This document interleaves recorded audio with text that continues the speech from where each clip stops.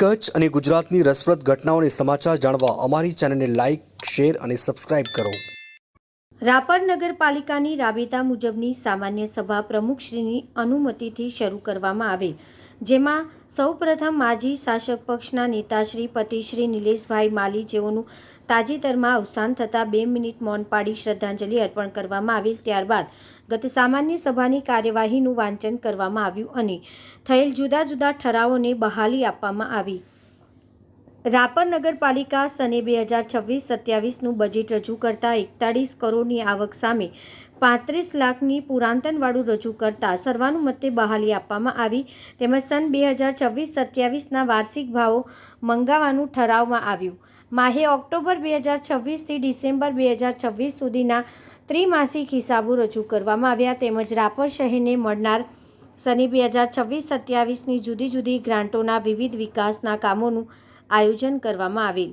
ચૂંટાયેલા સદસ્યશ્રી દ્વારા સૂચવેલ કામો તેમજ આવેલ અરજીઓનું વાંચન કરેલ, જેમાં સરકારશ્રીની ગાઈડલાઈન મુજબ જે તે હેડની ગ્રાન્ટોમાં લેવાનું આયોજન કરવામાં આવેલ. તેમજ રાપર શહેરમાં આધુનિક ટાઉન હોલ તેમજ મોડલ ફાયર ફાઇટર સ્ટેશન બનાવવા તેમજ અન્ય વિવિધ વિકાસના કામો અંગે ચર્ચા કરવામાં આવી.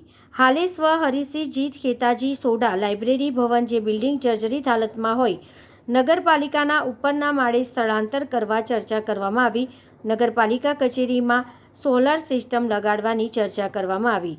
આજની આ સભામાં પ્રમુખ ચાંદભાઈ ઠક્કરના અધ્યક્ષપણા હેઠળ મળેલ, જેમાં ચીફ ઓફિસર તરુણદાન ગઢવી, રાપર નગરપાલિકાના ચૂંટાયેલા હોદ્દેદાર ઉપપ્રમુખ બબીબેન સોલંકી, કારોબારી ચેરમેન વિકાસ શાહ, શાસક પક્ષના નેતા મહાવીરસિંહ જાડેજા, દંડક હસુમતીબેન સોની તેમજ સદસ્યો સહેમ મહેબૂબભાઈ કુંભાર, ભાણજીભાઈ ભાસડિયા, દક્ષાબેન ગૌસ્વામી, મુનિરાબાનુ ખત્રી, મહેશભાઈ પરમાર, જામસિંહ ભીખુભા સોઢા, ખીમીબેન ઠાકોર, દેવીબેન આહિર, પુંજાભાઈ ચૌધરી, ગાયત્રીબેન ગઢવી, ગીતાબેન સોની, અરવિંદભાઈ માલી, મંજીભાઈ ભાટેસરા, મુરીબેન રજપૂત, રસીલાબેન ચાવડા, ફૂલીબેન ગોહિલ, રાણાભાઈ પરમાર, માલીબેન સંઘાર, શિલ્પાબેન કોલી એમ કુલ 24 સદસ્યો હાજર રહી. તેમજ કર્મચારી મહેશભાઈ સુતાર, આશીષગીરી ગોસ્વામી, દિવ્યરાજસિંહ જાડેજા, હિતુભા રાઠોડ, હાર્દિક સુથાર, ચંદ્રસિંહ જાડેજા, હરદેવસિંહ રાઠોડ, ધર્મેન્દ્રસિંહ જાડેજા,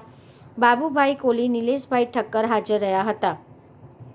આજની આ સભાનું સંચાલન એન્જિનિયર આશીષગીરી ગોસ્વામી અને હિતુભા રાઠોડ દ્વારા કરવામાં આવેલ. તેમજ ઉપરોક્ત મુદ્દાઓ પૂરા થતાં શાસક પક્ષના નેતા મહાવીરસિંહ જાડેજા દ્વારા હાજર રહેલા તમામ હોદ્દેદારોનો આભાર માની પ્રમુખની અનુમતિથી આજની આ બેઠક પૂર્ણ કરવામાં આવી હતી.